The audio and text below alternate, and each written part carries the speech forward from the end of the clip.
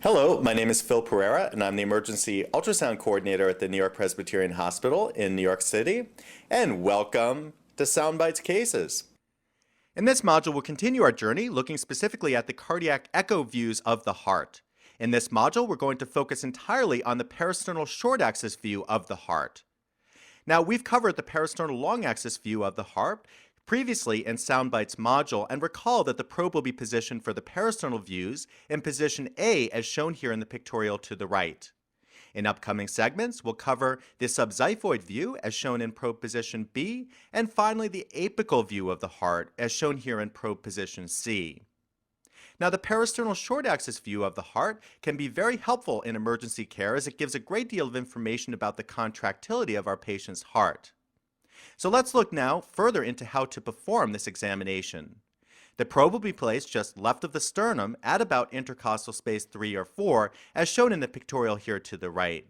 Now, in variance to the parasternal long axis view of the heart, where the probe marker was positioned down towards the patient's left elbow, we'll swivel the probe 90 degrees clockwise, so now the marker is down towards the patient's right hip. That's with the caveat that the ultrasound screen indicator is positioned towards the left of the screen. Now, moving the patient into left lateral decubitus position may help imaging from the parasternal short axis plane. Here's what the views from the parasternal short axis plane of the heart will look like. We see a pictorial here to the left showing the left ventricle cut in cross section as a cylinder, and the right ventricle as a little sliver just to the left of the left ventricle.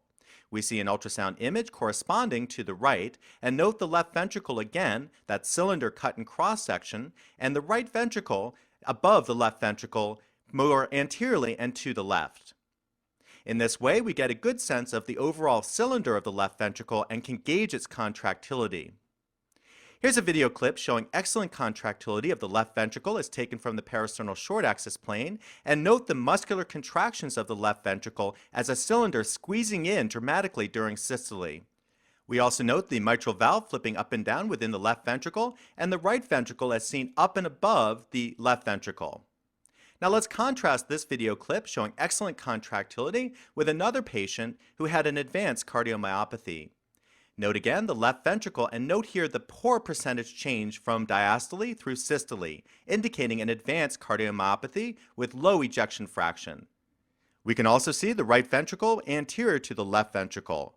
For learning purposes, we'll identify the walls of the LV, the septum in between the ventricles, the anterior wall to the top of the screen, posterior wall to the back, and the lateral wall as shown here towards the right portion of the screen.